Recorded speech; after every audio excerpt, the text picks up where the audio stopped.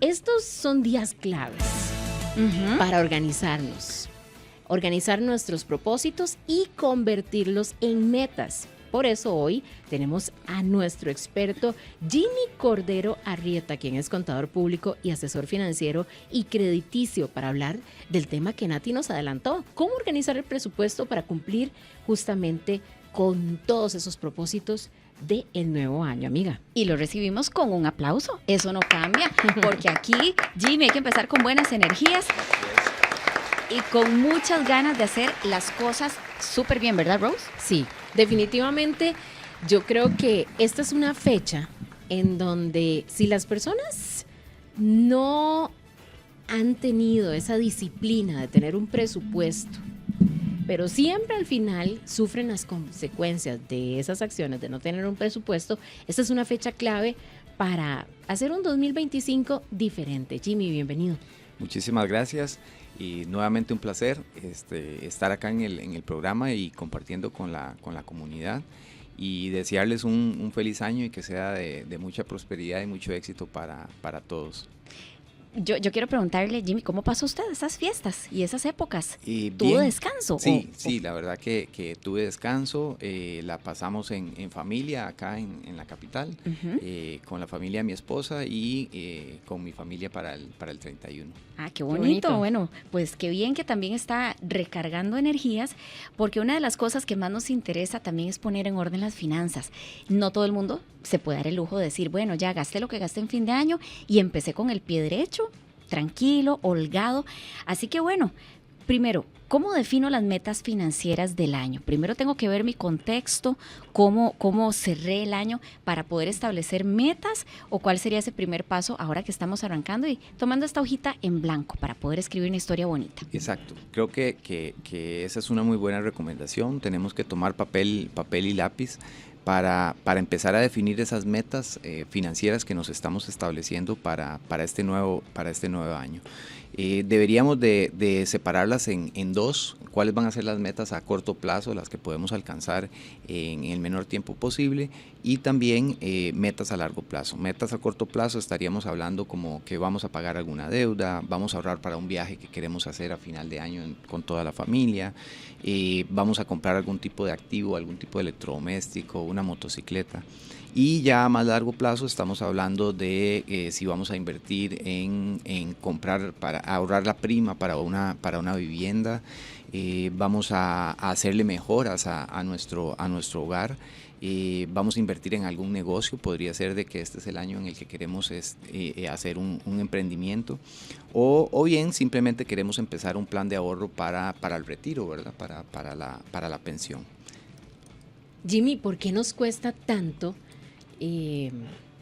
definir esas metas relacionadas con el presupuesto? Todos los años sabemos cuáles son los gastos que tenemos. Un ejemplo así, que es real y verídico. Todos los años sabemos que tenemos que pagar un marchamo. Y al final usted siempre escucha a la mayor cantidad de personas diciendo la plata del marchamo. Exacto. Creo que inclusive es un tema cultural, ¿verdad?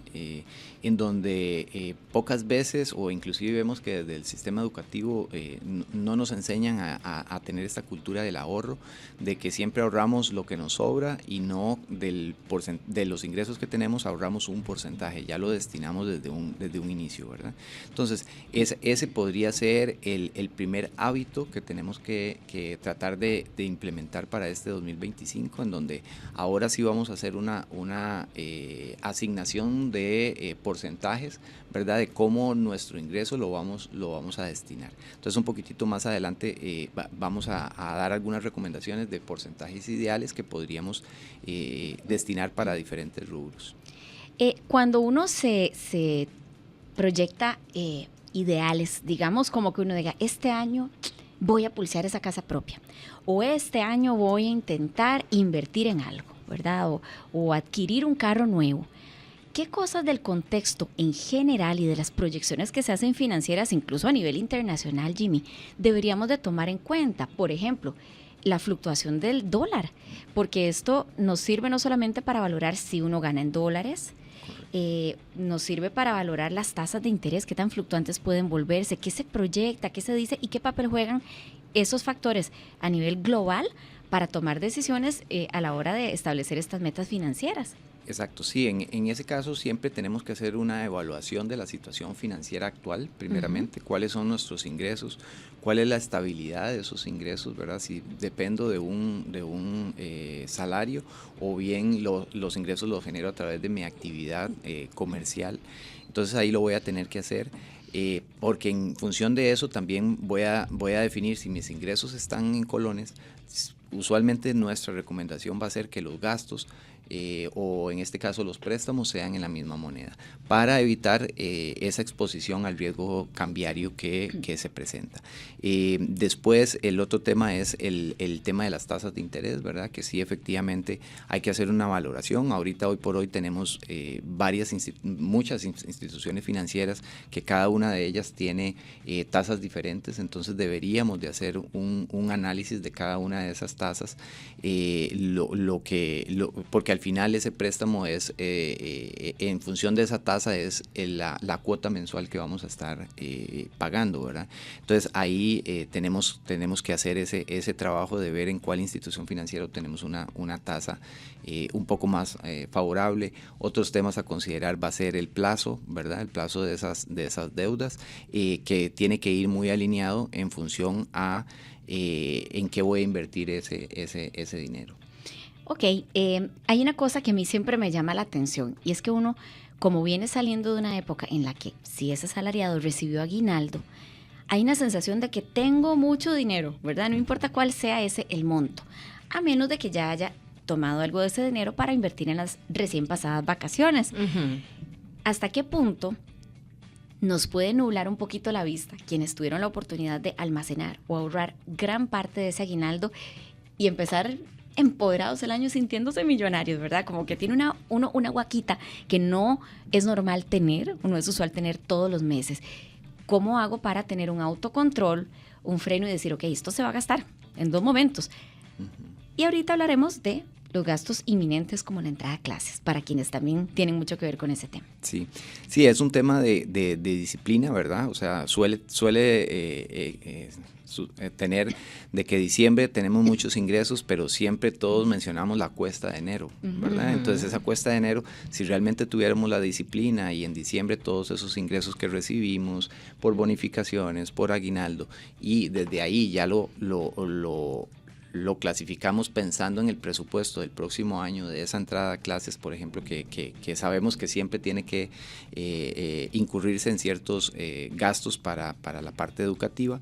Entonces, si tuviéramos esa disciplina, pues podríamos administrar de mejor manera todos esos ingresos que recibimos en diciembre.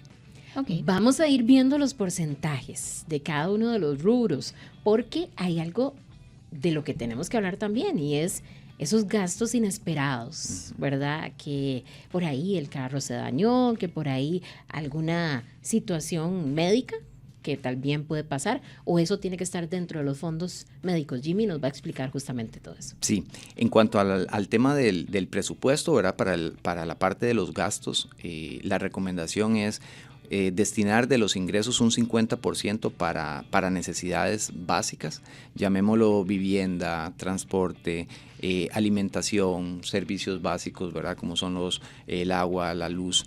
Un 30% para deseos, llamémoslo de alguna manera, que son todas esas salidas, el entretenimiento, los hobbies que tenemos. Sin embargo, ahí siempre la recomendación va a ser con los gastos hormiga, que le llamamos, ¿verdad? Uh-huh. O sea, en ocasiones tal vez vemos, y yo pongo el ejemplo de un café, ¿verdad? Que siempre quizás tenemos el hábito de tomar café y salimos de la oficina y vamos a una cafetería y gastamos 2,000 colones, pero si vamos sumando esos 2,000 colones a la semana, representan 10,000 colones, al mes son 40,000 colones, ¿verdad? Entonces son gastos que quizás en el día a día decimos, no son 2,000 colones apenas, pero al final del presupuesto mensual podrían estar impactando de manera significativa. Y el restante porcentaje, que equivale a un 20%, destinarlo a la parte de ahorro o inversión, en donde ahí siempre la recomendación va a ser crear ese fondo de emergencia propiamente para todos esos gastos inesperados que puedan llegarse a presentar, o bien poder ir teniendo recursos disponibles para esos nuevos proyectos que vamos a implementar durante todo el año. ¿Cómo podemos incorporar a toda la familia dentro de este plan o dentro de este propósito de Año Nuevo? Porque puede ser que yo soy un miembro de la familia que me interesa tener esta meta clara, tener un presupuesto, estar con mis finanzas ordenadas, pero la familia no está colaborando. Sí, ahí es súper importante el tema de educar, ¿verdad? Vamos a educar a toda la familia para que se involucren. Por eso es importantísimo en el primer paso que decíamos de definir esas metas financieras.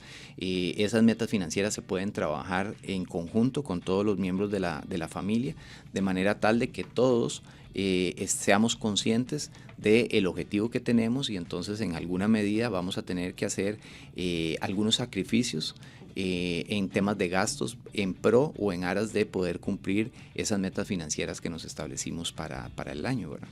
¿Qué pasa si las personas, por ejemplo, dicen, en esta semana todavía no tengo muy claros cuáles van a ser mis ingresos totales? Hay personas que, por ejemplo, trabajan por comisiones o, digamos, trabajan y se agregan las comisiones, trabajan mucho en ventas, y a veces ese es uno de los mitos que le ponemos al tema de los presupuestos. ¿Qué tan cierto es? Sí, ahí el tema de la volatilidad que puedan tener los ingresos es un elemento súper importante a considerar. En ese caso, yo lo que recomendaría es enfocarnos en los gastos esenciales, ¿verdad? De manera tal de que con los ingresos que podamos ir recibiendo, podamos al menos ir cubriendo esos gastos, que son totalmente esenciales. Después, en estos temas también me parece súper válido echar mano de la tecnología. De manera tal de que podamos hacer, por ejemplo, pagos automáticos, que los podamos relacionar a las tarjetas, para aquellos servicios que son como el agua, la luz, algunas suscripciones que podemos tener, de manera tal de que esos gastos se vayan cancelando de manera oportuna dentro de las fechas de vencimiento, que no sea que por algún olvido dejamos de pagar alguno de esos servicios esenciales y más bien después tenemos que incurrir en gastos adicionales por reconexiones o cuestiones de este tipo. De igual manera, la tecnología la podemos utilizar para lo que mencionábamos, para la parte de los ahorros, en donde podemos hacer ahorros automáticos, ¿verdad? Que de manera inmediata de nuestra cuenta, en donde caen nuestros ingresos, donde nos depositan nuestro salario, de ahí se vaya separando un monto para esa cuenta de ahorros, e ir fortaleciendo ese ahorro que deseamos ir haciendo, o ese fondo de emergencia como tal. Hay una cosa que a nosotros a veces nos cuesta un poquito, y es mantener el orden. Si yo agarro en este momento que estamos arrancando el año un Excel, por ejemplo, o simplemente una hoja en un cuaderno, en esas agendas de planificación, mensualmente hay gastos fijos, usted ya acaba de mencionar algunos, pero ¿cómo incorporo yo en ese presupuesto mensual los extraordinarios? Si yo sé que hay un rubro general, por ejemplo, una enfermedad, pero la asigno mes a mes o la dejo ahí como en una hojita aparte, y de ahí si me cayó una enfermedad, ni Dios lo quiera, o algo que ameritó simples medicamentos, que aquí en Costa Rica son súper caros, lo voy agendando ya como registro previo para hacer después un balance final. Sí, no, ahí deberíamos de hacerlo.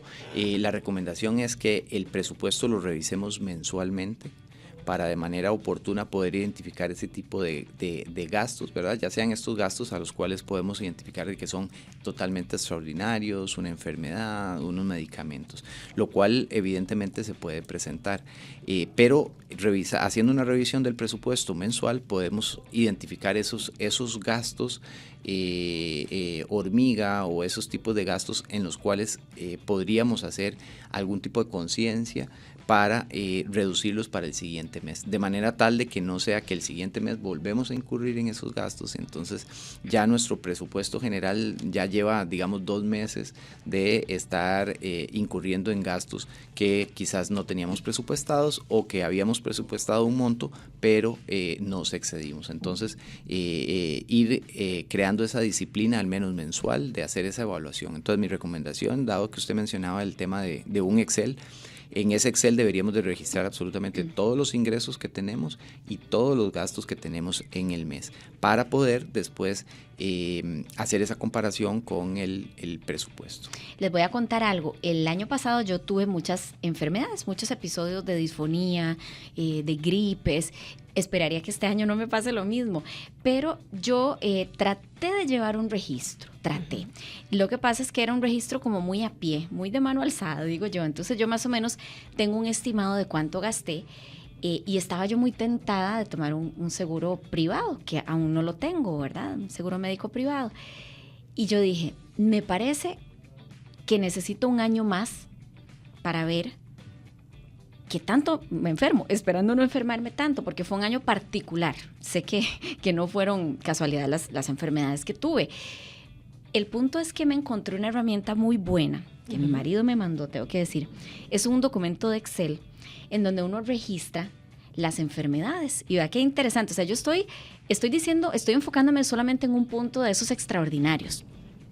En la clasificación de este Excel dice la fecha de inicio de esa enfermedad, la enfermedad que tuve, yo qué sé, COVID, disfonía, varicela, lo que sea, los síntomas, el abordaje médico que se le dio, o sea, si fui a un médico privado, si fui a Levi's, si me incapacitaron, si solamente necesité reposo y entonces fue un día sin goce de salario, yo qué sé. Después, el detalle de los medicamentos, el precio de esos medicamentos, también incluso una posible causa de esa enfermedad y la fecha en la que uno cree que ya se curó, ¿verdad? Entonces, después hace un registro del total de días en que uno estuvo enfermo y cualquier otro detalle adicional. Es algo que requiere paciencia llenar esto, pero me parece una herramienta muy valiosa para que uno pueda, ahí sí, documentar e irse a algo certero, porque entonces, ¿qué pasa? Si me vuelvo a enfermar, ya uno dice, vamos a ver versus la vez pasada, ¿qué hice? ¿Amerita que vaya otra vez al médico? O puedo, si es algo parecido, puedo utilizar lo mismo. O mira, ¿por qué tan frecuentemente? ¿O cuánto gasté esa vez? Entonces me parece una herramienta muy útil que particularmente me he planteado este año utilizar, esperando, como les digo, que no tenga que llenar mucho este cuadro, porque así uno puede promediar, yo qué sé, por año, ya que los seguros médicos muchas veces son anuales y este tipo de cosas. Entonces a veces uno puede decir, mira, no me enfermo tanto, no amerita que yo pague ese seguro. Y así puede hacer uno con muchas cosas. Gastos de electricidad, mira este mes cuánto gasté. Exacto. Y si me trazo la meta de bajar ese recibo, o lo mismo con el agua, con cositas de este tipo, porque yo sí creo que uno tiene la capacidad de disciplinarse para gastar menos, pero es como que ese recordatorio constante que tiene que hacer, ¿verdad, Jimmy? Sí, esa herramienta me parece de hecho espectacular, porque también algo que hay que tener claro es que quizás nosotros como asesores damos una recomendación, pero no significa de que esos porcentajes, por ejemplo, estén escritos en piedra.